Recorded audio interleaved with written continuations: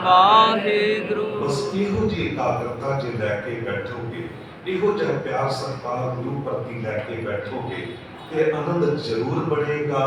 ते इउं लगेगा वो केड़ा वाला आनंद जो सतगुरु ने तकिया तवियां उत्ते बैठ के भी माणिया। एवें थोड़ा कह दिता, कहते कभी सोचो तो सही गुरु के सिखो, ए देश के लोगों सोचो, जिहदे सीस ते कदी सी कलश झुलदे, जिहदे सीस ते कदी सी कलश झुलदे, गर्भ रेत दी करछे पवा रिया सी, कई पहर अंगियारां दी सेज बह के शांतमई ते पूरने पा रिया सी, खा के देग दे विच उबालियां नूं ਉਹ ਫੇਰ ਵੀ ਸਤਨਾਮ ਵਾਹਿਗੁਰੂ ਗਾ ਰਿਹਾ ਸੀ। ਸੀਨਾ ਜਗ ਦਾ ਤਪਦਾ ਠਾਰਨੇ ਨੂੰ, ਜੋ ਦੁਨੀਆ ਦਾ ਸੀਨਾ ਜ਼ੁਲਮ ਤੇ ਜ਼ਾਲਮ ਨੇ ਤਪਾ ਰੱਖਿਆ ਸੀ, ਹੁਕੂਮਤ ਜ਼ੁਲਮ ਕਰ ਰਹੀ ਸੀ, ਕਹਿੰਦੇ ਸੀਨਾ ਜਗ ਦਾ ਤਪਦਾ ਠਾਰਨੇ ਨੂੰ ਤਨ ਆਪਣਾ ਸਾੜ ਵਿਖਾ ਰਿਹਾ ਸੀ। ਕਹਿਣਾ ਸੌਖਾ ਸੁਣਨਾ ਵੀ ਬਹੁਤ ਹੀ ਸੌਖਾ। ਦਾਸ ਕਹਿ ਰਿਹਾ ਤੁਸੀਂ ਸੁਣ ਰਹੇ ਹੋ, बड़ी सौखी गल, कह के निकल जावांगा, सुन के निकल जावांगे। कहना सौखा सुनना भी बहुत ही सौखा। औखी गल है अमल कमाउण वाली, वो ये तां मूरत ही केवल रब दी सी। ततियां तवियां ते बैठ के भी सुखमनी गा रहा सी, ततियां तवियां ते बैठ के भी सुखमनी गा रहा सी। वो ततियां तवियां ते बैठ के भी कोई आनंद मान सकता। वो गुरु अर्जन देव साहब सतगुरु जी ने एक गल याद रखियो, फिल्म दियां झूठियां कहानियां, टेलीविजन के झूठे नाटक अज सानू रुआ दिंदे ने। कई बार तुसीं कई घरां च देखो ना, ते पता भी है झूठ चल रहा सब कुछ, ते वो टेलीविजन का नाटक, वो फिल्म की कहानी अखां चथरू लै आउंदी है, बंदा रो रहा होंदा। अफसोस शहीदी साके सुन के उन्हां अखां चथरू नहीं आउंदे, क्योंकि ओह जिहा प्यार इस पासे असीं पाया नहीं है। नहीं ते लेखक पता की लिखदा है, इस शहीदी साके नूं लिखण लग्गिया कहण लगा कि ऐ सतगुरु गुरु अर्जन देव साहब, तुहाडा ये शहीदी साका इतना दर्दीला ते दर्दनाक है कि इनूं लिखण लग्गिया कलम लहू दे हंझू घेरदी है, अखां रोंदियां ने, दिल पाट जांदा है ते जान हैरान हुंदी है। इनूं लिखण लग्गिया ते इनूं लिखण लग्गिया जे ये कुछ महसूस हो रहा है ते सुनन लग्गिया सानूं महसूस नहीं होवेगा, जे महसूस करके वेखांगे कि किहो जिहा शहीदी साका है गुरु अर्जन देव साहब सतगुरु जी ने जो वरताया। ते शहीदी साका क्यों वरताया? क्योंकि जुल्म ते जालम दी जड़ पुटनी सी। गुरु नानक दे दरबार बारे कोई अजाई ना कह दे कि एवें तलवार चुक लई, एवें किरपान दे दस्ते उत्ते हथ चला गया, नहीं एवें नहीं चला गया। गुरु नानक दे दरबार दा एक नियम है, पहला प्रेम दी बोली। तुसीं देखो गुरु नानक देव साहब जी तो लैके गुरु रामदास साहब जी तक केवल प्रेम दी बोली है, कोई जंग नहीं, कोई लड़ाई नहीं। हमें उदों भी बाबर वर्गा जाबर है, उदों भी हुमायूं ने तलवार चुक लई सी गुरु अंगद देव साहब सतगुरु जी उत्ते। ये वखरी गल है कि गुरु अंगद देव साहब जी दी एक पवित्र निगाह दी ताब तक वो झल नहीं पाया सी। ते जब सतगुरु जी ने इहदे वल वेख के कहा सी कि हुमायूं उदों तेरी तलवार पिछे गई सी जब शेरशाह सूरी ने तैनूं दिल्ली तो तुड़ाया सी। जो पवित्र निगाह दी ताब झल नहीं सकिया, हाथ ऊपर ही रह गया सी ते झुक गया सी। उदों ही बाबर भी है, पर कोई जंग कोई लड़ाई नहीं। गुरु रामदास साहब जी तक केवल प्रेम की बोली है। पर जब जुल्म ते जालम ना बढ़िया ना, उदों बर्दाश्त करने की हद मुका दी। कोई ये ना कह दे कि अजाई तलवार चुक लई है, बर्दाश्त करने की हद मुका दी। ततियां तवियां उत्ते बैठ जाना, गर्म रेल के कड़छे पवा लेने, उबलते पानी च उबल जाना, इस तो बाद कोई की बर्दाश्त कर सकता है। पर तद भी जब जुल्म ते जालम ना बढ़िया ना, उदों फिर गुरु नानक दे दरबार तो क्रांति इनकलाब की आवाज आई कि गुरु हरगोबिंद साहब सतगुरु जी ने 11 साल की उम्र दे विच गुरगद्दी का नाल बन के एक ऐसी ललकार दी कौम नूं पीरी पीरी दियां दो किरपाना कटियां ते कहा गुरु किस को कमजोरी एक कौमी गुनाह है, इनू बर्दाश्त नहीं किया जा सकता।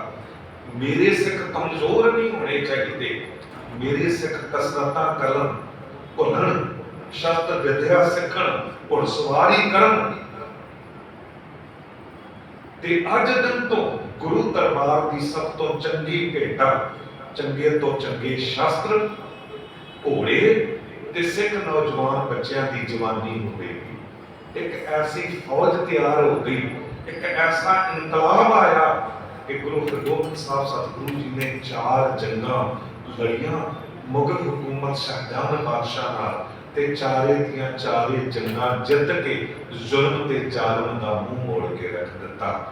उसे दौरान जहांगीर वेले वो जौहर विखाए, वो ताकत पावर विखाई गुरु हरगोबिंद साहब जी ने कि जहांगीर नतमस्तक होया सी ते चंदू ते जल्लादां नूं गुरु हरगोबिंद साहब जी दे हवाले कर दिता सी ते बड़ी करड़ी सजा इन्हां नूं मिली सी। खैर दास जो अर्ज करनी चाह रहा है कि गुरु अर्जन देव साहब सतगुरु जी ने बर्दाश्त करने की हद मुका दी सी। तुसी देखो उस तो बाद गुरु हरगोबिंद साहब सतगुरु जी तो बाद गुरु हरराज साहब जी तो लैके गुरु हरकृष्ण साहब जी तक केवल प्रेम दी बोली है, कोई जंग नहीं, कोई लड़ाई नहीं। पर जब जुल्म ते जालम ना होया उदों गुरु तेग बहादुर साहब जी ने ते सिखां ने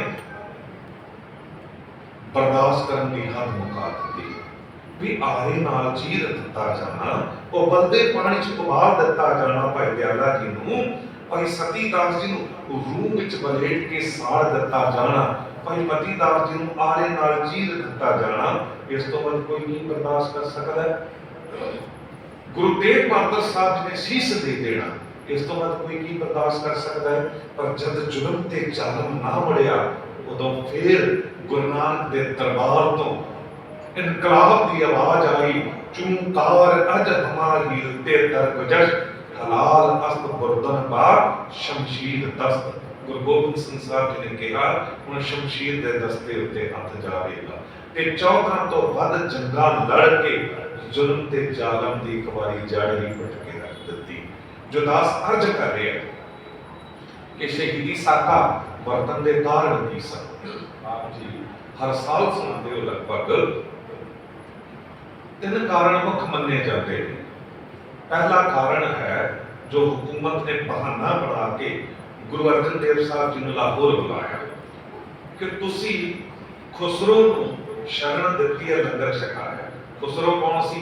जहांगीर बादशाह का पुत्र सी ते जहांगीर ओदा बैरी क्यों बन गया सी? ओदी जान दा सगा बाप, क्योंकि ये जहांगीर जो सी ये अयाश किस्म दा बंदा सी। ये शराब दे विच गलतान, नशा च गलतान रहंदा सी ते हमेशा ही ये बदचलन ते अयाश सी ते बड़ा कायर बंदा सी। पर क्योंकि फौज पावर आ गई सी हथ विच, पर जिस वेले हाले बादशाह नहीं सी बनिया ते अकबर बादशाह ने एक दिन फैसला ले लिया सी कि मैं को राजगद्दी नहीं देनी, क्योंकि ये ते हर वेले नशे च गलतान, ये ते अयाश किस्म दा बड़ा गलत बंदा ते उन्हें क्या मैं अपने पोतरे खुसरो नूं राजगद्दी देंगा। हुण जहांगीर ये सुन के अंदरों सड़ बल गया सी, पर जब मरन लगा ना अकबर ते पुत्र मोह के अधीन होके उन्हें पोतरे नूं राजगद्दी नहीं दित्ती, अपने पुत्र नूं नहीं दे दित्ती। राजगद्दी मिलण दी देर सी, ये ते अपने सके पुत्र दा ही बैरी सी ते इहने चाल चली कि भी खुसरो नूं ना हुण जान तो खत्म कर देना, मार देना। खुसरो नूं पता लग गया, वो अपनी जान बचा के कुछ साथियां नाल दौड़िया ते इहदी फौज ने पीछा कीता। होका दे दिता गया कि कोई भी खुसरो नूं शरण नहीं देगा। जालम हुकूमत के सामने कौन उन्होंने पानी का पुछे या रोटी, ये भुखा ते हारिया गुरु अर्जन देव साहब सतगुरु की शरण विच गया, उथे लंगर छकिया, उथे कुछ समा ठहरिया ते चला गया। इस गल नूं बहाना बना लिया चंदू ने, जहांगीर ने, जिन्हां जिन्हां दे बदले लेने सन। ते कहा तुसीं एक बागी दी मदद कीती है, इस करके तुसीं हुकूमत नाल बगावत कीती है, ते तुसीं इस गल दा जवाब देण लई लाहौर आओ। गुरु अर्जन देव साहब जी समझ गए सन कि एक चाल है इन्हां दी। ते गुरु अर्जन देव साहब जी ने तुरन लग्या मात गंगा जी नूं कि साहिबजादा जी नूं कह दित्ता सी कि असीं जा रहे हां लाहौर, ते असीं सच ते टिकना, ते उत्थे है झूठ दा पहरा, ते झूठ दे सामने असीं झुकना नहीं है, ते साडा सिर उत्थे लग जाएगा, असीं शहीदी पा जावांगे। कि सतगुरु पहलां ही कह आए सन। पर जब पुजे लाहौर, लाहौर दी संगत ने कहा सतगुरु असीं तुहाडे नाल एक होर वड्डा नहीं है, वो छोटा होना ਅਸੀਂ ਆਪ ਇਕੱਲੇ ਹੀ ਜਾਵਾਂਗੇ ਤੇ ਜਿਹੜੇ ਸਿੱਖ ਨਾਲ ਤੁਰੇ ਸਨ ਇੱਧਰ ਰੱਖ ਦੇਣਾ। ਉਹ ਮੈਂ ਬੰਦ ਕਰਤਾ ਹੁਣ, ਵੀਡੀਓ ਬਣਾ ਰਿਹਾ ਸੀ YouTube ਕਚਹਿਰੀ ਚ ਜਦ ਗਏ ਤੇ ਪਹਿਲਾ ਇਲਜ਼ਾਮ ਇਹ ਲਗਾਇਆ ਗਿਆ ਕਿ ਤੁਸੀਂ ਬਾਗੀ ਦੀ ਮਦਦ ਕੀਤੀ ਹੈ। ਸਤਿਗੁਰੂ ਜੀ ਨੇ ਸਿੱਧੀ ਗੱਲ ਕਹਿ ਦਿੱਤੀ ਮੈਂ ਦੂਸਰਾ ਕਿ ਗੁਰੂ ਨਾਨਕ ਦਾ ਦਰਬਾਰ ਕਿਸੇ ਨੂੰ ਪੁੱਛ ਕੇ ਲੰਗਰ ਨਹੀਂ ਛਕਾਉਂਦਾ। ਇੱਥੇ ਤੇ ਜਿਸ ਪਾਪੀ ਕੋ ਮਿਲਿਆ ਨਾ ਕੋਈ ਸ਼ਰਨ ਆਵੇ ਤਾਂ ਨਿਰਮਲ ਹੋਈ, ਇੱਥੇ ਤੇ ਜੋ ਸ਼ਰਨ ਆਵੇ ਤਿਸ ਕੰਠ ਲਾਵੇ, ਇਹ ਬਿਰਧ ਸੁਆਮੀ ਸੰਦਾ। ਤੇ ਜਿਸ ਗੁਰੂ ਨਾਨਕ ਦੇ ਦਰਬਾਰ ਵਿੱਚ ਖੁਸਰੋ ਦਾ ਦਾਤਾ ਅਕਬਰ ਆ ਕੇ, ਬਾਦਸ਼ਾਹ ਦਾ ਬਾਪ ਆ ਕੇ ਲੰਗਰ ਛਕ ਸਕਦਾ ਹੈ, ਉੱਥੇ ਜੇ ਕਿਤੇ ਬਾਦਸ਼ਾਹ ਦੇ ਪੁੱਤਰ ਜਾਂ ਅਕਬਰ ਦੇ ਪੋਤਰੇ ਨੇ ਲੰਗਰ ਛਕ ਲਿਆ ਤਾਂ ਕੀ ਹੋਇਆ? ਗੱਲ ਸਿੱਧੀ ਪੈ ਗਈ ਤੇ ਦੂਜਾ ਇਲਜ਼ਾਮ ਲਗਾ ਦਿੱਤਾ। ਕਹਿੰਦੇ ਜੀ ਤੁਸੀਂ ਨਾ ਇਸਲਾਮ ਨਾਲ ਵੈਰ ਰੱਖਦੇ ਹੋ, ਇਸ ਲਈ ਤੁਸੀਂ ਗੁਰੂ ਗ੍ਰੰਥ ਸਾਹਿਬ ਜੀ ਦੇ ਵਿੱਚ ਨਾ ਪੈਗੰਬਰ ਦੀ ਤਾਰੀਫ ਨਹੀਂ ਕੀਤੀ। ਸਾਡੇ ਸਤਿਗੁਰੂ ਨੇ ਕਿਹਾ ਇਹ ਵੀ ਤੁਹਾਡਾ ਭੁਲੇਖਾ ਹੈ ਕਿ ਅਸੀਂ ਇਸਲਾਮ ਨਾਲ ਵੈਰ ਰੱਖਦੇ ਹਾਂ। ਜੇ ਇਸਲਾਮ ਨਾਲ ਵੈਰ ਰੱਖਿਆ ਜਾਂਦਾ ਤੇ ਫਿਰ ਗੁਰੂ ਗ੍ਰੰਥ ਸਾਹਿਬ ਜੀ ਦੇ ਵਿੱਚ ਸ਼ੇਖ ਫਰੀਦ ਜੀ ਤੇ ਭੀਖਨ ਜੀ ਦੀ ਬਾਣੀ ਕਿਸ ਤਰ੍ਹਾਂ ਦਰਜ ਹੁੰਦੀ? ਫਿਰ ਉੱਥੇ ਕਿਉਂ ਲਿਖਿਆ ਹੁੰਦਾ ਅੱਲਾਹ ਪਾਕ ਹੈ ਸ਼ੱਕ ਕਰੋ ਜੇ ਦੂਸਰ ਹੋਏ? ਉੱਥੇ ਕਿਉਂ ਕਿਹਾ ਜਾਂਦਾ ਸ਼ੇਖ ਫਰੀਦ ਦੇ ਖੈਰ ਦੀਜਾ ਬੰਦਗੀ? ਉੱਥੇ ਪੰਜ ਨਮਾਜ਼ਾਂ ਬਾਰੇ ਗੱਲ ਕਿਉਂ ਹੁੰਦੀ? ਗੱਲ ਜਦ ਗੁਰੂ ਗ੍ਰੰਥ ਸਾਹਿਬ ਬਾਰੇ ਦੱਸੀ ਗਈ ਤੇ ਫਿਰ ਇਹ ਗੱਲ ਵੀ ਸਿੱਧੀ ਪੈ ਗਈ। ਪਰ ਜਿਨ੍ਹਾਂ ਨੇ ਹੁਣ ਠਾਣ ਲਿਆ ਸੀ ਕਿ ਕਿਸੇ ਤਰ੍ਹਾਂ ਵੀ ਵਾਪਸ ਨਹੀਂ ਜਾਣ ਦੇਣਾ, ਕਿਉਂਕਿ ਇਹ ਜਿਹੜਾ ਤੀਜਾ ਕਾਰਨ ਵੀ ਉਹਨਾਂ ਨੇ ਕਿਹਾ ਨਾ ਕਿ ਚੰਦੂ ਦੀ ਬੱਚੀ ਦਾ ਰਿਸ਼ਤਾ ਤੁਸੀਂ ਮੋੜ ਦਿੱਤਾ ਤੇ ਚੰਦੂ ਨੇ ਤੁਹਾਡੇ ਖਿਲਾਫ ਕੇਸ ਕੀਤਾ, ਸ਼ਿਕਾਇਤ ਕੀਤੀ ਹੈ। ਗੁਰੂ ਅਰਜਨ ਦੇਵ ਸਾਹਿਬ ਜੀ ਨੇ ਕਿਹਾ ਕਿ ਅਸੀਂ ਰਿਸ਼ਤਾ ਮੋੜਿਆ ਨਹੀਂ ਸੀ, ਅਸੀਂ ਰਿਸ਼ਤਾ ਪ੍ਰਵਾਨ ਕੀਤਾ ਸੀ। ਅਸੀਂ ਰਿਸ਼ਤਾ ਪ੍ਰਵਾਨ ਕੀਤਾ ਸੀ ਤੇ ਮੋੜਿਆ ਤੇ ਚੰਦੂ ਦੇ ਅਹੰਕਾਰ ਨੇ। ਚੰਦੂ ਨੇ ਆਪ ਇਹ ਗੱਲ ਕਹਿ ਦਿੱਤੀ ਜਦ ਲਾਗੀ ਰਿਸ਼ਤਾ ਕਰਕੇ ਪੁੱਜੇ ਤੇ ਕਹਿ ਦਿੱਤਾ ਕਿ ਤੁਸੀਂ ਚੁਬਾਰੇ ਦੇ ਇੱਕ ਮੋਹਰੀ ਨੂੰ ਲਾ ਕੇ ਆ ਗਏ ਵੀ ਮੈਂ ਬਾਦਸ਼ਾਹ ਦਾ ਦੀਵਾਨ, ਬਾਦਸ਼ਾਹ ਵਰਗਾ, ਤੇ ਉਹ ਫਕੀਰਾਂ ਦਾ ਘਰ ਤੁਸੀਂ ਉੱਥੇ ਰਿਸ਼ਤਾ ਦੇ ਆਏ ਹੋ। ਅੰਦਰੋਂ ਭਾਵੇਂ ਬੜਾ ਖੁਸ਼ ਹੋਇਆ ਕਿ ਗੁਰੂ ਨਾਨਕ ਦੇ ਦਰਬਾਰ ਵਿੱਚ ਮੇਰੀ ਬੱਚੀ ਵਿਆਹ ਕੇ ਜਾਵੇਗੀ ਤੇ ਪੂਰਾ ਸਿੱਖ ਪੰਥ ਤੇ ਦੁਨੀਆ ਦੀ ਹੋਰ ਲੁਕਾਈ ਜੋ ਗੁਰੂ ਨੂੰ ਮੰਨਦੀ ਹੈ ਸਭ ਮੱਥਾ ਟੇਕਣ। ਪਰ ਅਹੰਕਾਰ ਤੁਰ ਪਿਆ ਸੀ ਤੇ ਸੰਗਤ ਨੇ ਇਹ ਪੱਤਰਕਾ ਲਿਖ ਕੇ ਭੇਜ ਦਿੱਤੀ ਕਿ ਸਤਿਗੁਰੂ ਜੀ ਆਪ ਚੁਬਾਰਾ ਬਣਿਓ ਪਾਪੀ, ਗੁਰ ਕੀ ਗਾਦੀ ਨੇ ਮੋਰੀ ਥਾਪੀ। ਆਪ ਇਹ ਚੁਬਾਰਾ ਬਣ ਗਿਆ, ਉੱਚਾ ਬਣ ਗਿਆ ਗੁਰੂ ਨਾਨਕ ਦੇ ਦਰਬਾਰ ਤੋਂ। ਤੇ ਸੰਗਤ ਦੀ ਬੇਨਤੀ ਕਿ ਇਹਦੀ ਬੱਚੀ ਦਾ ਰਿਸ਼ਤਾ ਹੁੰਦੀ ਹੈ। ਉਹ ਸੰਗਤ ਦਾ ਉਹ ਸੰਗਤ ਦੀ ਬੇਨਤੀ ਨੂੰ ਗੁਰੂ ਨੇ ਹੁਕਮ ਕਰਕੇ ਜਾਣੇ। ਵਿਦਵਾਨ ਸਿੱਖਾਂ ਨਾਲ, ਬਜ਼ੁਰਗ ਸਿੱਖਾਂ ਨਾਲ ਵੀ ਸਲਾਹ ਕੀਤੀ, ਸਭ ਨੇ ਇੱਕੋ ਜ਼ਬਾਨ ਚ ਕਹਿ ਦਿੱਤਾ ਰਿਸ਼ਤਾ ਨਹੀਂ ਪ੍ਰਵਾਨ ਕਰਨਾ। ਇਹ ਰਿਸ਼ਤਾ ਤੇ ਇਹਦੇ ਅਹੰਕਾਰ ਨੇ ਮੋੜੇ। ਪਰ ਹੁਣ ਉਹਨਾਂ ਨੇ ਠਾਣਿਆ ਹੋਇਆ ਸੀ ਤੇ ਤਿੰਨ ਕੇਵਲ ਬਹਾਨੇ ਸਨ। ਜਹਾਂਗੀਰ ਦੀ ਸੋਚ ਇਹ ਸੀ ਕਿ ਗੁਰੂ ਅਰਜਨ ਦੇਵ ਸਾਹਿਬ ਕਿਸੇ ਤਰ੍ਹਾਂ ਵੀ ਆਪਣਾ ਧਰਮ ਛੱਡ ਕੇ ਇਸਲਾਮ ਕਬੂਲ ਕਰ ਲੈਣ ਤੇ ਇਸਲਾਮ ਵਿੱਚ ਬੜਾ ਵਾਧਾ ਹੋ ਜਾਵੇਗਾ, ਕਿਉਂਕਿ ਜਹਾਂਗੀਰ ਦੀ ਲਿਖਤ ਵਿੱਚ ਲਿਖਿਆ ਹੋਇਆ, ਉਹਨੇ ਆਪ ਲਿਖਿਆ ਕਿ ਵੀ ਇਹਨਾਂ ਨੂੰ ਸੱਚਾ ਬਾਦਸ਼ਾਹ ਕਹਿ ਕੇ ਬੁਲਾਉਂਦੇ ਨੇ, ਤੇ ਮੈਨੂੰ ਤੇ ਕਦੇ ਕਿਸੇ ਨੇ ਸੱਚਾ ਬਾਦਸ਼ਾਹ ਨਹੀਂ ਕਿਹਾ। ਤੇ ਇੱਥੇ ਤੇ ਹਿੰਦੂ ਮੁਸਲਮਾਨ ਸਿੱਖ ਈਸਾਈ ਸਾਰੇ ਮਹੀਨਾ ਕੱਟ ਕੇ ਲਾਈਨਾਂ ਲਾ ਕੇ ਜਾ ਰਹੇ ਨੇ,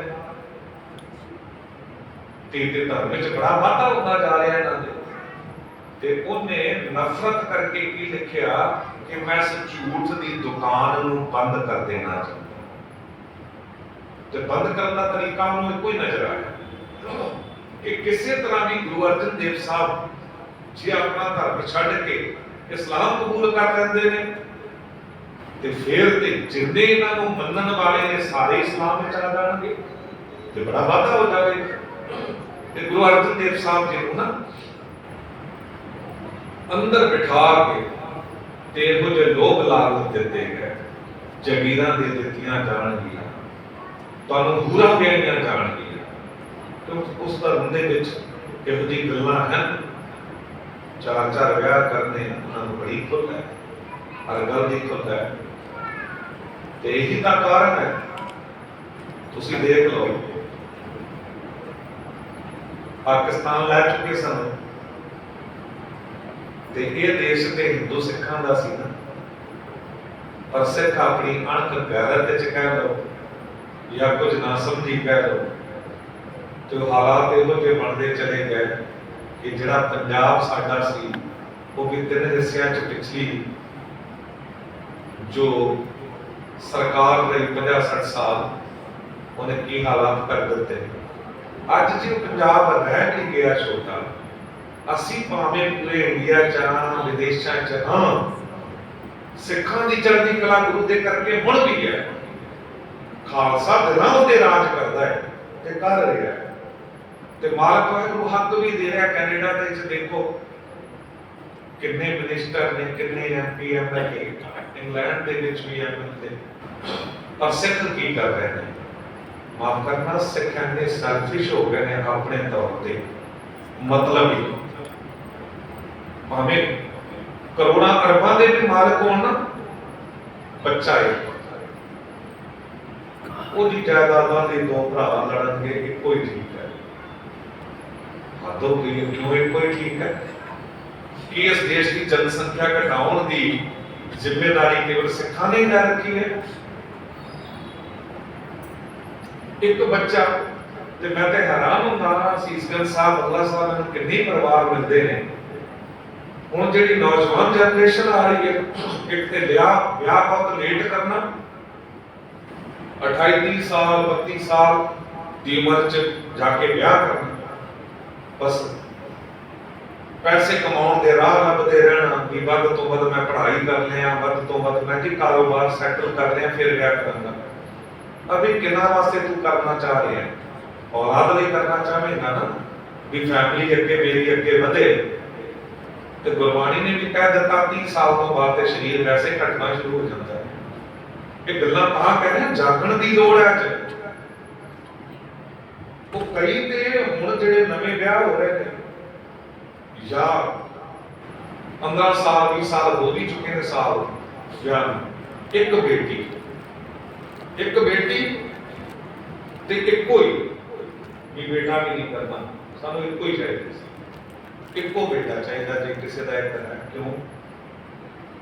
ਬਈ ਵਾਹਿਗੁਰੂ ਹਰ ਇੱਕ ਨੂੰ ਉਮਰ ਬਖਸ਼ੇ, ਪਰ ਪਰਮਾਤਮਾ ਨਾ ਕਰੇ ਕਿਤੇ ਐਕਸੀਡੈਂਟ ਜਾਂ ਵਿੱਚ ਜਾਂ ਕਿਸੇ ਵਿੱਚ ਬੱਚਾ ਕੁਝ ਹੋ ਜਾਵੇ, ਫਿਰ ਤੁਸੀਂ ਕਿੱਥੇ ਦੇ ਰਹਿ ਗਏ? ਨਾ ਇੱਧਰ ਜੋਗੇ ਨਾ ਉੱਧਰ ਜੋਗੇ। ਜੋ ਭਰਾ ਹੁੰਦੇ ਨੇ, ਭੈਣਾਂ ਹੁੰਦੀਆਂ ਨੇ, ਇੱਕ ਦੂਜੇ ਦੀ ਬਾਹਾਂ ਹੁੰਦੀਆਂ ਨੇ।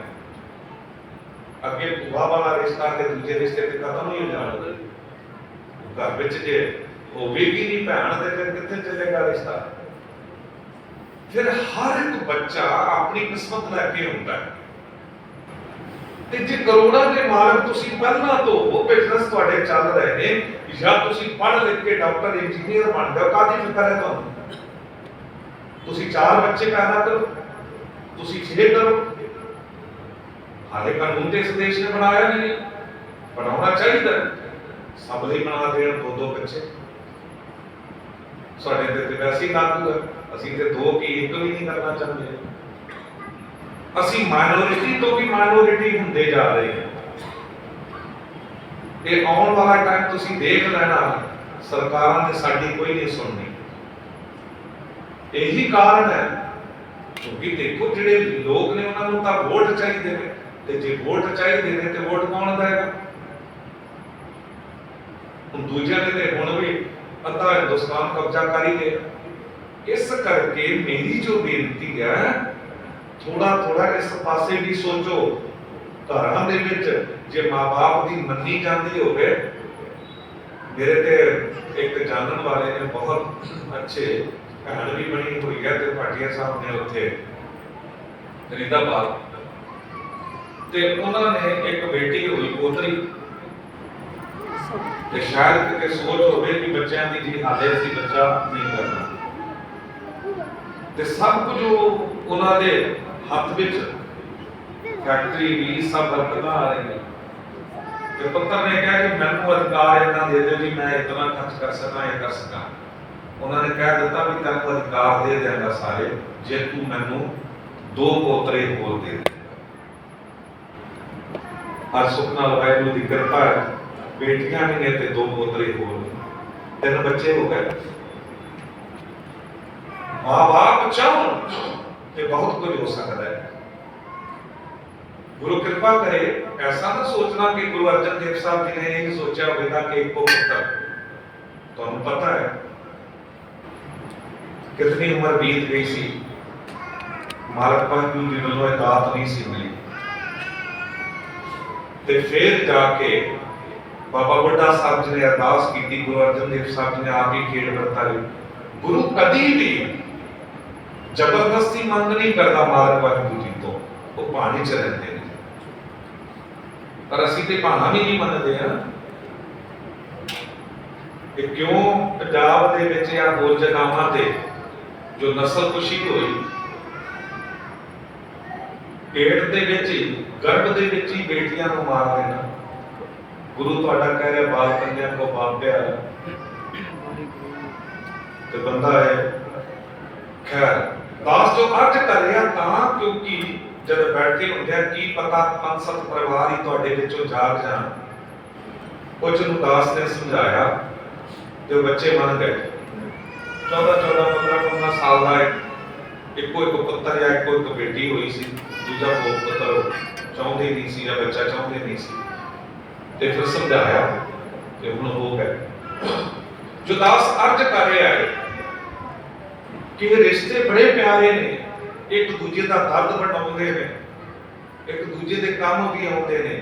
ਨੈਗੇਟਿਵ ਥਿੰਕਿੰਗ ਛੱਡ ਦਿਓ, ਪੋਜ਼ਿਟਿਵ ਹੋ ਜਾਓ, ਕੁਝ ਪੰਥ ਦੇ ਭਲੇ ਲਈ ਵੀ ਕਰੋ। ਗੁਰੂ ਗੋਬਿੰਦ ਸਿੰਘ ਸਾਹਿਬ ਸਤਿਗੁਰੂ ਜੀ ਦੇ 4 ਪੁੱਤਰ ਸਨ ਤੇ ਕੰਮ ਆਏ ਨਾ ਦੇਸ਼ ਕੌਮ ਦੇ। ਗੁਰੂ ਹਰਗੋਬਿੰਦ ਸਾਹਿਬ ਸਤਿਗੁਰੂ ਜੀ ਦੇ 5 ਪੁੱਤਰ ਸਨ ਤੇ 5 ਪੁੱਤਰ ਆਏ ਨਾ ਕੰਮ ਦੇਸ਼ ਕੌਮ ਦੇ। ਗੁਰੂ ਅਰਜਨ ਦੇਵ ਸਾਹਿਬ ਸਤਿਗੁਰੂ ਜੀ ਨੂੰ ਲੋਕ ਲਾਲਚ ਦਿੱਤੇ ਗਏ ਕਿ ਹੂਰਾਂ ਦੇ ਦਿੱਤੀਆਂ ਜਾਣ। ਜਿੱਥੋਂ ਗੱਲ ਸ਼ੁਰੂ ਹੋ ਗਈ ਹੈ ਵੀ ਉਹ ਲੋਕ ਤਾਂ 4-4 ਵਿਆਹ ਕਰਾ ਲੈਂਦੇ ਨੇ, ਤੇ ਉਹਨਾਂ 'ਚ ਇਹ ਬੜਾ ਵਿਸ਼ੇਸ਼ ਇੱਕ ਲੋਕ ਲਾਲਚ ਹੁੰਦੀ ਹੈ ਜੋ ਭਾਈ ਮਤੀ ਦਾਸ ਜੀ, ਸਤੀ ਦਾਸ ਜੀ ਨੂੰ, ਦਿਆਲਾ ਜੀ ਨੂੰ ਵੀ ਦਿੱਤੀ ਗਈ ਸੀ ਵੀ ਜਗੀਰਾਂ ਦੇ ਦੇਾਂਗੇ, ਸੁੰਦਰ ਹੂਰਾਂ ਦੇ ਡੋਲੇ ਦੇਾਂਗੇ ਤੁਹਾਨੂੰ, ਜਿੰਨੀ ਰੌਣਕਾਂ ਮੰਗੋ ਉਹ ਹੂਰਾਂ ਤੁਹਾਨੂੰ ਦਿੱਤੀਆਂ ਜਾਣਗੀਆਂ, ਬਸ ਧਰਮ ਛੱਡ ਦਿਓ। ਜੇ ਪੀਰ ਕਹਿੰਦੇ ਹੋ ਤੇ ਤੁਹਾਨੂੰ ਅਸੀਂ ਆਪਣਾ ਗੁਰੂ ਪੀਰ ਕਰਕੇ ਵੀ ਮੰਨਾਂਗੇ, ਬਸ ਧਰਮ ਛੱਡ ਦਿਓ। ਇਹ ਤੇ ਗੁਰੂ ਕਿਸੇ ਕਸਰ ਨਹੀਂ ਡਿੱਗੇ ਧਰਮ ਤੋਂ, ਜਿਨ੍ਹਾਂ ਦਾ ਗੁਰੂ ਨਹੀਂ ਡਿੱਗਿਆ ਉਹ ਕਿਤੇ ਡਿੱਗੇ, ਉਹ ਕਿਤੇ ਡੋਲਦੇ। ਗੁਰੂ ਅਰਜਨ ਦੇਵ ਸਾਹਿਬ ਸਤਿਗੁਰੂ ਜੀ ਨੂੰ ਇਹ ਲਾਲਚ ਦਿੱਤੇ ਗਏ ਸੀ, ਪਰ ਸਤਿਗੁਰੂ ਜੀ ਨੇ ਠੁਕਰਾ ਦਿੱਤੇ ਸਨ। ਕਹਿੰਦੇ ਧਰਮ ਨਹੀਂ ਛੱਡਣਾ, ਤੇ ਫਿਰ ਬਹਾਨਾ ਬਣਾ ਕੇ ਇਹਨਾਂ ਨੇ ਇੱਕ ਫਤਵਾ ਦਿੱਤਾ ਕਿ ਵੀ ਤੁਸੀਂ ਬਗਾਵਤ ਕੀਤੀ, ਬਾਗੀ ਦੀ ਮਦਦ ਕੀਤੀ। ਇਸ ਲਈ 200 ਰੁਪਈਆ 2 ਲੱਖ ਰੁਪਈਆ 2 ਲੱਖ ਰੁਪਈਆ ਸਰਕਾਰੀ ਖਜ਼ਾਨੇ ਦੇ ਵਿੱਚ ਜੁਰਮਾਨੇ ਦੇ ਤੌਰ ਤੇ ਜਮ੍ਹਾਂ ਕਰਾਓ। ਉਦੋਂ ਦਾ 2 ਲੱਖ ਅੱਜ ਤੇ ਸ਼ਾਇਦ 2 ਅਰਬ ਹੋ ਗਏ, 200 ਕਰੋੜ ਹੋ ਗਏ। ਪਰ 200 ਕਰੋੜ ਵੀ ਜਦ ਗੁਰੂ ਦੀ ਗੱਲ ਆਵੇ ਨਾ, ਅੱਜ ਦੇ ਟਾਈਮ ਵਿੱਚ ਵੀ ਸਿੱਖ ਪਰਵਾਹ ਨਹੀਂ ਕਰਦੇ, ਤੇ ਉਦੋਂ ਵੀ ਨਹੀਂ ਕਰਦੇ ਸਨ। ਉਦੋਂ ਵੀ ਐਸੇ ਸਿੱਖ, ਇਹ ਬਾਬਾ ਮੱਖਣ ਸ਼ਾਹ ਲਵਾਣਾ ਹੋਏ, ਇਹਨਾਂ ਦੇ ਦਾਦਾ ਸਨ ਸੋਹਣਮਲ ਜੀ ਲਵਾਣੇ ਸਨ। ਗੁਰੂ ਨਾਨਕ ਦੇਵ ਸਾਹਿਬ ਸਤਿਗੁਰੂ ਜੀ ਨਗਰ ਵਿੱਚ ਗਏ ਤੇ ਉਸ ਘਰ ਦੇ ਉੱਪਰ 4 ਝੰਡੇ ਝੁੱਲ ਰਹੇ ਸਨ। ਤੇ ਗੁਰੂ ਨਾਨਕ ਦੇਵ ਸਾਹਿਬ ਸਤਿਗੁਰੂ ਜੀ ਨੇ ਮਰਦਾਨਾ ਜੀ ਨੂੰ ਕਿਹਾ ਵੀ ਇਹ ਕੌਣ ਹੈ ਜਿਹਦੇ ਘਰ ਤੇ 4 ਝੰਡੇ ਝੁਲਾਏ ਨੇ? ਮਰਦਾਨੇ ਨੇ ਪੁੱਛਿਆ ਤੇ ਸਤਿਗੁਰੂ ਨੇ ਕਿਹਾ ਜੋ ਵੀ ਹੋਵੇਗਾ ਆਪੇ ਆ ਜਾਵੇਗਾ। ਸ਼ਾਮ ਵੇਲੇ ਸਤਸੰਗ ਹੋਇਆ ਤੇ ਜਦ ਗੱਲ ਗਈ ਅੱਗੇ ਤੱਕ ਗੁਰੂ ਨਾਨਕ ਦੇਵ ਸਾਹਿਬ ਜੀ ਦੀ ਬਰਕਤ ਦੀ, ਤੇ ਸੋਹਣਮਲ ਜੀ ਸ਼ਰਧਾਲੂ ਸਨ, ਧਾਰਮਿਕ ਸਨ, ਦੌੜਦੇ ਹੋਏ ਆ ਗਏ ਤੇ ਆ ਕੇ ਸਤਿਗੁਰੂ ਜੀ ਦੇ ਚਰਨਾਂ 'ਚ ਡਿੱਗੇ ਤੇ ਕਿਹਾ ਸਤਿਗੁਰੂ ਜੀ ਮੇਰੇ ਕੋਲ ਹੀ ਠਹਿਰੋ, ਤੁਸੀਂ ਇੱਥੇ ਟਿਕੋ। ਇਹ 4 ਝੰਡੇ ਕਿਉਂ ਜਲਾਏ ਨੇ? 4 ਝੰਡੇ ਜੋ ਨੇ ਨਾ, ਉਹ ਇਸ ਗੱਲ ਦੀ ਨਿਸ਼ਾਨੀ ਹੁੰਦੇ ਸਨ ਕਿ ਜੇ 1 ਲੱਖ ਸੋਨੇ ਦੀ ਮੋਹਰਾਂ ਕਿਸੇ ਕੋਲ ਹਨ ਤੇ 1 ਝੰਡਾ ਜਲਾ ਦਿੰਦਾ ਸੀ, ਤੇ ਜੇ ਕਿਸੇ ਕੋਲ 2 ਲੱਖ ਸੋਨੇ ਦੀ ਮੋਹਰਾਂ ਨੇ 2 ਝੰਡੇ, ਤੇ 4 ਲੱਖ ਸੋਨੇ ਦੀ ਮੋਹਰਾਂ ਨੇ ਤੇ 4 ਝੰਡੇ ਉਹ ਆਪਣੇ ਘਰ ਦੇ ਉੱਪਰ ਚਲਾ ਦੇਵੇਗਾ। ਇਹ ਅੱਜ ਕੱਲ੍ਹ ਆਪਾਂ ਰਿਟਰਨ ਭਰਦੇ ਹਾਂ ਟੈਕਸ, ਉਦੋਂ ਸਰਕਾਰਾਂ ਵੱਲੋਂ ਵੀ ਅਸੀਂ ਵੀ ਜੇ ਤੁਹਾਡੇ ਕੋਲ ਇੰਨਾ ਪੈਸਾ ਹੈ ਤੇ ਤੁਸੀਂ ਸਰਕਾਰ ਨੂੰ ਦੱਸੋਗੇ ਤੇ ਝੰਡੇ ਚਲਾ ਦਿਓਗੇ। ਬਹੁਤ ਟੈਕਸ ਦਿੰਦੇ ਸਨ ਇਹ ਮੱਕੜ ਸ਼ਾਹ ਲਵਾਣਾ ਤੇ ਲਕੀ ਸ਼ਾਹ ਬਣਦਿਆਲ ਹਕੂਮਤਾਂ ਨੂੰ। ਖਰਦਾਸ ਜੋ ਅਰਜ਼ ਕਰਨੀ ਚਾਹ ਰਿਹਾ ਹੈ, ਅੱਜ ਵੀ ਇੱਕ ਅਖਾਣ ਹੈ ਨਾ, ਕਈ ਵਾਰੀ ਕਹਿ ਦਿੰਦੇ, ਕੋਈ ਬੰਦਾ ਕਹਿੰਦਾ ਨਾ ਜਾ ਵੇਖਿਆ ਤੈਨੂੰ ਤੇਰੇ ਕੋਲ ਕੀ ਹੈ, ਤੇ ਅਗਲਾ ਕਹਿੰਦਾ ਤੇਰੇ ਕਿਹੜੇ ਝੰਡੇ ਝੁੱਲ ਰਹੇ ਨੇ, ਤੇਰੇ ਕਿਹੜੇ ਝੰਡੇ ਝੁੱਲ ਰਹੇ ਨੇ। ਇਹ ਉਦੋਂ ਤੋਂ ਕਹਾਵਤ ਚੱਲੀ ਆ ਰਹੀ ਹੈ। ਜੋ ਦਾਸ ਅਰਜ਼ ਕਰਨੀ ਚਾਹ ਰਿਹਾ, ਉਦੋਂ ਵੀ ਗੁਰੂ ਕੇ ਸਿੱਖ ਇੰਨੇ ਅਮੀਰ ਸਨ ਤੇ ਲਾਹੌਰ ਦੇ ਵਿੱਚ ਉਹਨਾਂ ਨੇ ਪਰਵਾਹ ਨਹੀਂ ਕੀਤੀ। ਸਤਿਗੁਰੂ ਨੂੰ ਕਿਹਾ ਕਿ 2 ਲੱਖ ਰੁਪਇਆ ਅਸੀਂ ਜਮ੍ਹਾਂ ਕਰਾ ਦਿੰਦੇ ਹਾਂ, ਹੁਣ ਹੀ ਇਕੱਠਾ ਕਰ ਲੈਂਦੇ। ਗੁਰੂ ਅਰਜਨ ਦੇਵ ਸਾਹਿਬ ਜੀ ਨੇ ਕਿਹਾ ਗੱਲ ਭੇਟਾ ਦੀ ਨਹੀਂ ਹੈ, ਜੁਰਮਾਨੇ ਦੀ ਨਹੀਂ ਹੈ, ਗੱਲ ਇਹ ਹੈ ਕਿ ਝੂਠ ਦੇ ਸਾਹਮਣੇ ਝੁਕਣਾ ਨਹੀਂ ਹੈ। ਜੇ ਅੱਜ ਅਸੀਂ 2 ਲੱਖ ਰੁਪਇਆ ਜਮ੍ਹਾਂ ਕਰਾ ਦਿੱਤਾ, ਫਿਰ ਹਕੂਮਤ ਨੂੰ ਤੇ ਬਹਾਨਾ ਮਿਲ ਜਾਵੇਗਾ, ਜਿਸ ਮਰਜ਼ੀ ਸ਼ਰੀਫ ਬੰਦੇ ਨੂੰ ਫੜ ਲਿਆ ਕਰਨਗੇ, ਜਿਹਦੇ ਕੋਲ ਪੈਸਾ ਹੋਵੇਗਾ ਬਸ ਉਹਦੇ ਉੱਤੇ ਇਲਜ਼ਾਮ ਲਗਾ ਕੇ ਤੇ ਆਪਣਾ ਖਜ਼ਾਨਾ ਭਰਨਗੇ, ਜ਼ੁਲਮ ਕਰਨਗੇ। ਸਤਿਗੁਰੂ ਜੀ ਨੇ ਕਹਿ ਦਿੱਤਾ ਕਿ ਨਹੀਂ, ਜੁਰਮਾਨਾ ਅਸੀਂ ਜਮ੍ਹਾਂ ਨਹੀਂ ਕਰਾਂਗੇ। ਤੇ ਉਦੋਂ ਇਹਨਾਂ ਨੇ ਫਤਵਾ ਦਿੱਤਾ ਯਾਸਾ ਕਾਨੂੰਨ ਦੇ ਅਧੀਨ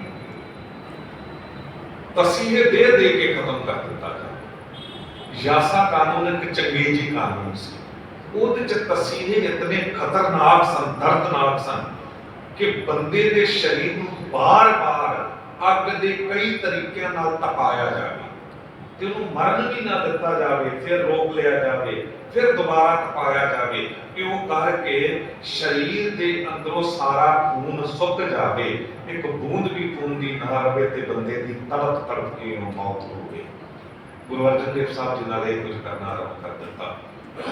ਚੱਦੂ ਦੇ ਹਵਾਲੇ ਕੀਤਾ ਕਿਉਂਕਿ ਵੈਰ ਰੱਖਦਾ ਸੀ ਤੇ ਇਹ ਜਲਾਦ ਮਿਲ ਗਏ। ਸਤਿਗੁਰੂ ਜੀ ਨੂੰ 5 ਦਿਨ ਲਗਾਤਾਰ ਤਸੀਹੇ ਦਿੱਤੇ ਗਏ। ਪਹਿਲੇ 2 ਦਿਨ ਭੁੱਖਿਆਂ ਪਿਆਸਿਆਂ ਰੱਖਿਆ ਗਿਆ, ਨਾ ਪਾਣੀ ਨਾ ਰੋਟੀ। ਕੀ ਪਤਾ ਡੋਲ ਜਾ, ਜੇ ਸਤਿਗੁਰੂ ਜੀ ਨਹੀਂ ਡੋਲੇ ਤੇ ਤੀਜੇ ਦਿਨ ਤੋਂ ਤਤੀਆਂ ਤਪੀਆਂ ਉੱਤੇ ਬਿਠਾਣਾ, ਗਰਮ ਪੇਟ ਦੇ ਕੜਛੇ ਪਾਉਣੇ, ਉਹ ਬਲਦੇ ਪਾਣੀ 'ਚ ਉਬਾਲਿਆ ਜਾਣਾ। ਹਾਹਾਕਾਰ ਮਚ ਗਈ ਹਰ ਪਾਸੇ। ਜਿਹੜੇ ਦਰਬਾਨ ਸਨ ਉਹ ਤੱਕ ਕੰਬ ਗਏ ਤੇ ਕਹਿੰਦੇ ਇਹਨਾਂ ਨੂੰ ਸੇਕ ਨਾ ਲੱਗ ਰਿਹਾ ਹੋਵੇ। ਪਰ ਸਤਿਗੁਰੂ ਤਾਂ ਪੜ ਰਹੇ ਨੇ, ਜੈ ਮਹਾ ਭਿਆਨ ਤਪਤ ਬਹੁ ਕਹਾਮ ਤੈ ਹਰ ਕੈ ਨਾਮ ਕੀ ਤੁਮ ਉਪਰ ਛਾਨਾ। ਉਹ ਤੇ ਪੜ ਰਹੇ ਸਨ, ਕਲ ਤਾਤੀ ਠਾਂਡਾ ਹਰ ਨਾਮ ਤਪਤ ਮਾਰਾ ਠੰਡ ਵਰਤਾਈ, ਅਨੰਤ ਭਇਆ ਦੁਖ ਨਾਠੇ ਭਾਈ। ਤੇ ਇੱਧਰ ਕਿਤੇ ਸਿੱਖਾਂ ਨੇ ਖਬਰ ਪਹੁੰਚਾਈ ਸਾਈਂ ਮੀਆਂ ਮੀਰ ਤੱਕ ਕਿ ਗੁਰੂ ਅਰਜਨ ਦੇਵ ਸਾਹਿਬ ਜੀ ਨਾਲ ਇਹ ਕੁਝ ਹਕੂਮਤ ਕਰ ਰਹੇ ਹੈ। ਸਾਈਂ ਮੀਆਂ ਮੀਰ ਬੜੀ ਸ਼ਰਧਾ ਰੱਖਦਾ ਸੀ ਸਤਿਗੁਰੂ ਦੇ ਚਰਨਾਂ ਉੱਤੇ, ਤੇ ਸਤਿਗੁਰੂ ਨੇ ਦਰਬਾਰ ਸਾਹਿਬ ਦਾ ਨੀਂਹ ਪੱਥਰ ਇਸ ਤੋਂ ਰਖਵਾਇਆ ਸੀ ਕਿਉਂਕਿ ਬੜੀ ਪਹੁੰਚੀ ਹਸਤੀ ਸੀ, ਪੀਰ ਸੀ। ਉਹਨੂੰ ਪਤਾ ਲੱਗਾ ਇੱਕਦਮ ਬਾਹੂ ਕਾਫੀ ਤੇਜ਼ੀ ਨਾਲ ਦੌੜਿਆ ਤੇ ਜਦ ਪੁੱਜਿਆ ਦਰਬਾਨਾ ਨੇ ਰਸਤਾ ਦੇ ਦਿੱਤਾ, ਕਿਉਂਕਿ ਉਹ ਤੇ ਆਪਣਾ ਵੀਰ ਮੰਨਦੇ ਸਨ ਨਾ। ਅੰਦਰ ਜਦ ਪੁੱਜੇ, ਇੱਕ ਤੇ ਸਭ ਕੁਝ ਆਪਣੇ ਸਰੀਰ ਉੱਤੇ ਹੰਡਾ ਰਿਹਾ, ਇੱਕ ਵੇਖ ਕੇ ਬਰਦਾਸ਼ਤ ਨਾ ਕਰ ਸਕਿਆ, ਬੇਹੋਸ਼ ਹੋ ਕੇ ਡਿੱਗ ਗਿਆ, ਸੁਰਤ ਬਾਝ ਗਈ। ਤੇ ਜਦ ਹੋਸ਼ ਆਇਆ ਤੇ ਪੱਬਾਂ ਮਾਰ ਕੇ ਰੋ ਪਿਆ। ਤੇ ਵਿਦਵਾਨ ਨੇ ਲਿਖਿਆ, ਚਾਰ ਤਰਫੋਂ ਅੱਗ ਵਰਸੇ, ਸੇਕ ਸੀ ਤਨ ਸਾੜ ਦਾ, ਛਾਲੇ ਛਾਲੇ ਹੋ ਗਿਆ ਜੱਸਾ ਸੱਚੀ ਸਰਕਾਰ ਦਾ, ਸਾਈ ਮੀਆਂ ਮੀਰ ਡਿੱਠਾ ਹਾਰ ਆ ਜਦ ਯਾਰ ਦਾ, ਉਹ ਵਿਆਕੁਲ ਹੋ ਗਿਆ ਚੀਖਾਂ ਤੇ ਤਾਈ ਮਾਰਦਾ। ਉਹਦੀ ਧਾਹਾਂ ਨਿਕਲ ਗਈਆਂ ਤੇ ਕਿਹਾ, ਸਤਿਗੁਰੂ ਤੁਸੀਂ ਸਰਕਲਾ ਸਮਰੱਥ, ਤੁਸੀਂ ਜੋ ਚਾਹੋ ਕਰ ਸਕਦੇ ਹੋ। ਜੇ ਤੁਸੀਂ ਚਾਹੋ ਤੇ ਹਕੂਮਤ ਨੂੰ ਬਰਬਾਦ ਕਰਕੇ ਉਹਦੀ ਜੜ ਪੱਟ ਦਿਓ, ਪਰ ਜੇ ਤੁਸੀਂ ਕੁਝ ਨਹੀਂ ਕਰਨਾ ਤੇ ਮੈਨੂੰ ਹੁਕਮ ਕਰੋ, ਮੈਂ ਦਿੱਲੀ ਤੇ ਲਾਹੌਰ ਦੀ ਇੱਕ ਟਿਕਾਣੇ ਤੇ ਖੜਕਾ ਕੇ ਤਬਾਹ ਕਰ ਦੇ। ਸਤਿਗੁਰੂ ਪਤਾ ਕੀ ਕਿਹਾ, ਮੁਸਕਰਾਉਂਦੇ ਆ। ਸੁਣ ਕਿਹਾ ਸਤਿਗੁਰੂ, ਮੀਆਂ छोड़ो प्रीति चाम से, चाम मतलब चमड़ी के शरीर, मियां छोड़ो प्रीति चाम से, क्या हुआ तन तप रहा, मन शांत है हरि नाम से, क्या हुआ तन तप रहा, मन शांत है हरि नाम से। की होया जे तन तप रहा, मन ते मेरा ठंडा है ना वाहिगुरू दे नाम नाल। उदों मियां मीर ने कहा, सतगुरु मैनूं याद हैगा जब मैं ये लाइन गुरबाणी की तुहाडे तो पुछी सी कि तन मन काट काट सब अरपी विच अग्नि आप जलाए, पखा फेरी पानी धोमा जो देवै सो खाई। ते मैं पुछया सी तुहाडे तो कि कोई इनू भी कर सकदा है, तन मन काट काट सब अरपी विच अग्नि आप जलाए। तुसी उदों मुस्कुरा के चुप कर गए सी, क्योंकि तुसी ये कुछ करके दिखाउणा सी। ਅੱਜ ਤੁਸੀਂ ਤਤੀਆਂ ਤਵੀਆਂ ਉੱਤੇ ਬੈਠ ਕੇ ਗਰਮ ਦੇ ਕਲ ਸੇ ਪਵਾ ਕੇ ਉਬਲਦੇ ਪਾਣੀ ਚ ਉਬਲ ਕੇ ਕੁਝ ਕਰਕੇ ਦਿਖਾ ਦਿੱਤਾ ਹੈ। ਤੇ ਸਿਰ ਨਿਭਾ ਕੇ ਸਾਈਂ ਮੀਆਂ ਮੀਰ ਵਾਪਸ ਚਲੇ ਗਏ, ਮੋੜ ਦਿੱਤਾ। ਤੇ ਜਿਹੜਾ ਅਖੀਰਲਾ ਦਿਨ ਸੀ, ਉਹ ਅੱਤ ਦੇ ਦੁੱਖ ਦਾ ਸੀ। और रात भाई गुरदास साहब जी ने दसिया कि बहुत खतरनाक थी, पर सतगुरु पहाड़े च आनंद विच रहे। सवेर हुई, हुकूमत वालों भेजे जालम आ गए फौजी, ते क्या रावी दरिया ते इशनान करन लै जाना, इशनान करा। और चाल सी हुकूमत दी, एक ते कि जे शहीदी इत्थे हो गई ते किते प्रजा बगावत ना कर दे, क्योंकि लाहौर दे लोग गुरु के उपकार नूं भुल्ले नहीं। ते रावी दरिया च ले जाके बहाने नाल पानी च रोड़ देंगे। ते दूजा तरीका ये सी कि जब रावी दरिया वाल ले जावांगे ते शरीर की ये हालत जिहड़े लोग देखणगे वो इतना डर जाणगे कि हुकूमत के खिलाफ कभी कोई बोल नहीं सकेगा। इहो करके सतगुरु जी नूं जब कहा गया रावी दरिया में इशनान करन लै जाना, सतगुरु ने कहा जरूर लै चलो, असीं मालक वाहिगुरू जी दे भाणे च सब कुछ करनांगे।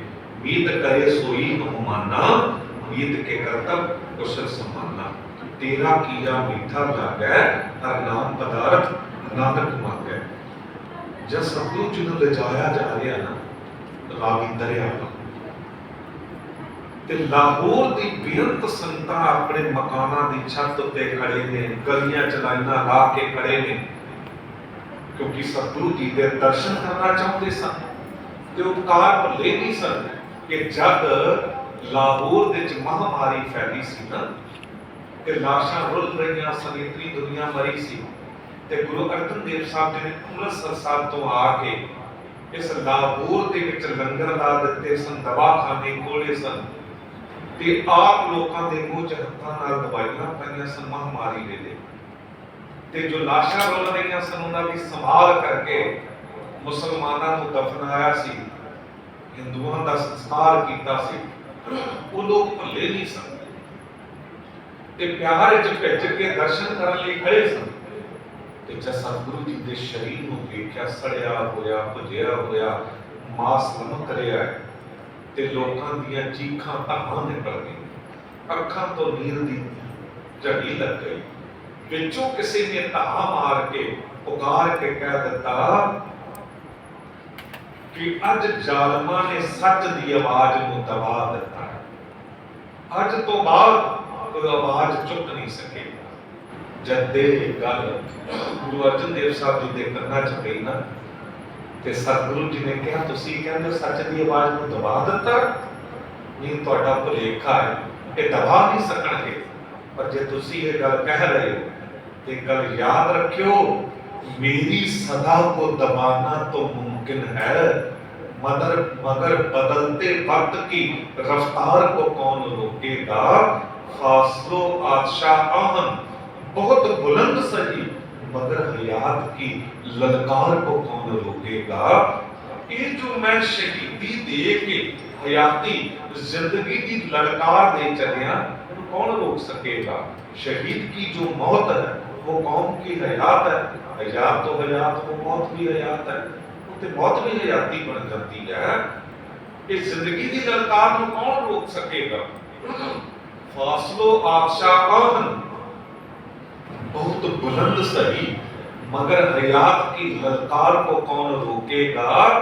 मेरे ख्यालों की परवाज को रोकने वालों, मेरे हर गोबिंद की तलवार को कौन रोकेगा। मेरे हर गोबिंद की तलवार को कौन रोके। फिर कोई रोक नहीं सकेगा। वो ऐसी कृपान चली सी कि हुणी तुसी सुन आए हो कि 4 जंगां लड़ के जुल्म ते जालम दी जड़ पुट दित्ती सी गुरु हरगोबिंद साहब जी ने। खैर सतगुरु जी नूं अगे थोड़ा और ले जाया गया ते जिहड़ी संगत ते लोग सन विचों एक पुकार निकली, एक तहा निकली। किसी ने कहा जो सिक्खी का बूटा सड़ गया, अज तो बाद कोई सिख बनने को तैयार नहीं होगा, क्योंकि जालमा ने इतने तसीहे दिते ने कि लोग कंब गए ने, कोई सिख नहीं बनेगा। गुरु अर्जन देव साहब जी ने जब कन्ना च बोल पाए ते बड़ी फजद च आके ते मुस्कुराउंदे वचन कहे कि तुहाडा भुलेखा है कि सिक्खी का बूटा सड़ गया। सिक्खी का बूटा सड़िया नहीं है, इनू तो अज अमृत जल पिया, ये मेरा खून नहीं भरिया है, ये अमृत बन के सिक्खी के बूटे नूं इहदी जड़ नूं पिया है। तो तुसी देखोगे कुछ ही दिनां च ये ऐसा दरख्त बनेगा कि इहदे फुल पूरे संसार च खिलर जाणगे। ते वचन जो कहे उन्होंने अदीब ने कमाल का लिखिया है, कुछ ही दिनों च फल इसदे खिलर जाणगे इंज संसार अंदर। कोई चांदनी चौक नूं भाग लासी, चढ़ के देश के दर्द प्यार अंदर। चांदनी चौक गुरुदेव बहादुर साहब जी का इशारा। कोई चांदनी चौक नूं भाग लासी, चढ़ के देश के दर्द प्यार अंदर। महक उठूगी चमकौर दी जू सारी, टुटे जदों रुत बहार अंदर। रुत बहार भरी जवानी, दो बड़े साहबजादे कहंदे जदों शहीदी देणगे, शहीदी साका वरताउणगे ते चमकौर दी सारी जू महक उठेगी। महक उठूगी चमकौर दी जू सारी, टुटी जदों रुत बहार अंदर। अध खिड़े ही टाहनियां तो तोड़ के चिड़ देवेगा कोई दीवार अंदर। अध खिड़े फुल निकियां जिंदा बड़े साथी, अध खिड़े ही टहनियां तो तोड़ के चिड़ देवेगा कोई दीवार अंदर। बनी रहेगी सदा रुत बहार इसते, लागे खिजाने इसदी टुकना नहीं। लगी औड़ इसने सुकना नहीं, क्योंकि खून शहीदां दा मुकना नहीं। क्योंकि खून शहीदां दा मुकना नहीं। ਤੇ ਉਹੀ ਗੱਲ ਹੋਈ ਫਿਰ ਗੁਰੂ ਅਰਜਨ ਦੇਵ ਸਾਹਿਬ ਵਿਰਾਸਤ ਵਿੱਚ ਇਹ ਸਭ ਕੁਝ ਆਪਣੀ ਔਲਾਦ ਨੂੰ ਦੇ ਗਏ ਤੇ ਫਿਰ ਔਲਾਦ ਨੇ ਉਹ ਸਾਕੇ ਕਰ ਦਿਖਾਏ। ਗੱਲ ਕਹਿ ਕੇ ਇੱਕ ਮਿੰਟ ਸਮਾਪਤੀ ਕਰਾਂ। ਇਹੀ ਗੁਰਦੁਆਰਾ ਸੀਸਗੰਜ ਸਾਹਿਬ ਸ਼ਹੀਦੀ ਅਸਥਾਨ ਭਾਈ ਮਤੀ ਦਾਸ ਜੀ ਸਤੀ ਦਾਸ ਜੀ ਦਿਆਲਾ ਜੀ ਦੀ ਸ਼ਹੀਦੀ ਹੋ ਚੁੱਕੀ ਹੈ ਤੇ ਗੁਰੂ ਤੇਗ ਬਹਾਦਰ ਸਾਹਿਬ ਸਤਿਗੁਰੂ ਜੀ ਦੇ ਸਾਹਮਣੇ ਕਾਜੀ ਕੋਤਵਾਲ ਜਲਾਦ ਤਿੰਨੋਂ ਆ ਜਾਂਦੇ ਨੇ ਤੇ ਕਾਜੀ ਕਹਿੰਦਾ ਭੁਲੇਖੇ ਚ ਨਾ ਰਹੇ ਅਸੀਂ ਤੁਹਾਨੂੰ ਛੱਡ ਦੇਵਾਂਗੇ। ਜੇ ਤੁਸੀਂ ਧਰਮ ਨਾ ਛੱਡਿਆ ਨਾ ਅਸੀਂ ਤੁਹਾਨੂੰ ਛੱਡਾਂਗੇ ਨਹੀਂ। ਤੁਸੀਂ ਦੇਖੋ ਸਿੱਖਾਂ ਦਾ ਕੀ ਹਾਲ ਕੀਤਾ ਤੁਹਾਡੇ। ਤੇ ਕਾਜੀ ਕਹਿੰਦਾ ਮੈਂ ਖਾਨਦਾਨੀ ਕਾਜੀ ਆ, ਮੇਰੇ ਬਾਪ ਦਾਦੇ ਜੇ ਫਤਵੇ ਦਿੱਤੇ ਆਏ ਨੇ ਅਸੀਂ ਤੁਹਾਨੂੰ ਨਹੀਂ ਛੱਡਾਂਗੇ। ਕੋਤਵਾਲ ਕਹਿੰਦਾ ਮੈਂ ਖਾਨਦਾਨੀ ਕੋਤਵਾਲ ਆ, ਮੇਰੇ ਬਾਪ ਦਾਦੇ ਵੀ ਇਹੀ ਕੁਝ ਕਰਦੇ ਆਏ ਨੇ। ਤੇ ਜਲਾਦ ਤੋਂ ਵੀ ਨਾ ਰਿਹਾ ਗਿਆ। ਜਲਾਦ ਕਹਿੰਦਾ ਮੈਂ ਵੀ ਖਾਨਦਾਨੀ ਜਲਾਦ, ਮੇਰੇ ਬਾਪ ਦਾਦੇ ਵੀ ਇਹੀ ਕੁਝ ਕਰਦੇ ਆਏ ਨੇ ਅਸੀਂ ਤੁਹਾਨੂੰ ਨਹੀਂ ਛੱਡਾਂਗੇ। ਤੇ ਗੁਰੂ ਤੇਗ ਬਹਾਦਰ ਸਾਹਿਬ ਜੀ ਨੂੰ ਮੁਸਕਰਾਉਂਦੇ ਆ ਕਿਹਾ ਭਾਈ ਸੱਜਣੋ ਕਮਾਲ ਦਾ ਸਬਬ ਬਣਾਇਆ ਮਾਲਕ ਵਾਹਿਗੁਰੂ ਜੀ ਨੇ। ਤੂੰ ਖਾਨਦਾਨੀ ਕਾਜੀ ਹੈ, ਤੂੰ ਖਾਨਦਾਨੀ ਕੋਤਵਾਲ ਹੈ, ਤੂੰ ਖਾਨਦਾਨੀ ਜਲਾਦ ਹੈ, ਪਰ ਇੱਕ ਗੱਲ याद रखना मैं भी खानदानी शहीद हाँ, मैं भी खानदानी शहीद हाँ। मेरे अजदाद से मिला है मुझे विरसा शहादत का, मेरी औलाद को जागीर है जामे शहादत की, मेरी औलाद को जागीर है जामे शहादत की। मेरे दादा गुरु तो मैनू विरासत च शहीदी देना मिलिया ते अगे मैं अपनी औलाद को दे चलिया। ते गल याद रखना तुहाडे खानदान च काजी कोतवाल जलाद पैदा होने बंद हो जाएंगे पर मेरे खानदान च शहीद पैदा होने बंद नहीं होंगे। मेरे खानदान च शहीद पैदा होने बंद नहीं होंगे। तुहाडे विचों बहुत लोगों को पता होगा सीसगंज दे अर्थ की ने। हुण ते मंजी साहब दीवान खाल दरबार साहब तो भी दास बोल चुके हैं, बंगला साहब तो लाइव या सीसगंज साहब तो भी। पर फिर मैं आप जी बेनती करती हाँ मर्जी नाल कुछ भी अर्थ कढ़ लगे पर सीसगंज दे डूंघे अर्थ ने सीस दा खजाना कितों पढ़िया नहीं दास ने पर मैनू अर्थ क्यों पता लगे कि गंज ते मैनू गल चेते आई कारून बादशाह वेले कारून बादशाह वेले गुरु नानक देव साहब जी ने जदों उन्हें जगाया ते कहते हैं कि कारून बादशाह ने 40 गंज दौलत इकट्ठी कर ली सी। मतलब कि 40 खजाने दौलत दे पर ते गंज का अर्थ है खजाना। सीस गंज सीस का खजाना। गुरु तेग बहादुर साहब ने कहा दिता हुकूमत ते औरंगजेब कि तुसी सीस उतार देना चाहते हो पर तुहानू नहीं पता कि वाहिगुरू जी दे पाने च सीस देन असी खुद आए हां ते सीस दे के मैं सीस का खजाना भर चले हां ते रहती दुनिया तक जब भी देश कौम ते कोई औंकड़ आवेगी मरजीवड़े सिरां उत्ते खफन बन के ते सीस तली ते धर के तैयार रहणगे सीस देण लई पर इस सीस का खजाना कदी मुकेगा नहीं। ते लखां सीस रोज सिजदा करके उस सीस गंज नूं निकल रहे ने। सो गुरु कृपा करे इतनी सेवा प्रवान करनी बेअंत होईया भुल्ला बख्श लैना दिओ असीस कथा करन दी जाच आ जावे। साडा जीवन पंथ दा सांझा है, हर एक दा हक बनदा है ते भावें खिमा भी मंगे भी सवेर तो 3 बजे तो जागे हाँ ते पर वो संगतां जोर दे दिंदियां नहीं उत्थे भी पुजना उत्थे भी। मैं महरौली सी ते महरौली तो बिल्कुल